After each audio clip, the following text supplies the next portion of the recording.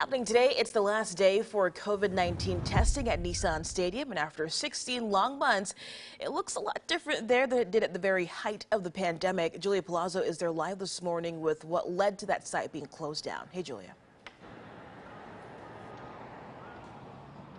In those 16 months, more than 153,000 people have been tested at this site alone for COVID-19. Metro Health leaders feel that it's closing time now for this site here. That's because the city is in a much better position with the COVID-19 virus. The site has looked like this consistently for the last couple of months, less cars. We just spoke with Dr. Alex Jahangir, who helped lead the city through the pandemic. He remembers the very first day of operations on March 30th, 2020. There was no blueprint. The parking lot was a blank canvas, and healthcare and community partners had to figure out what to do on the fly.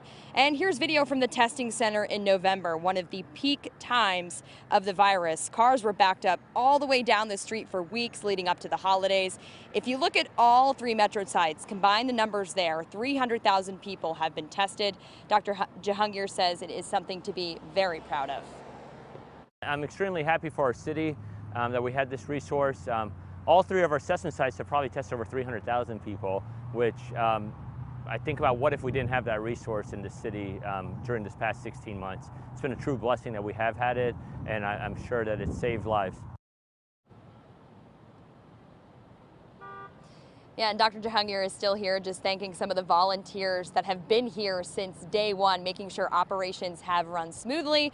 This site will be closing officially at 2 o'clock today, but if you still need a COVID-19 test or you're looking for a vaccination, Metro still has the site set up. It's going to be a dual site at the old Kmart location on Murfreesboro Pike in South Nashville. Reporting live in Nashville, Julia Palazzo, News 2.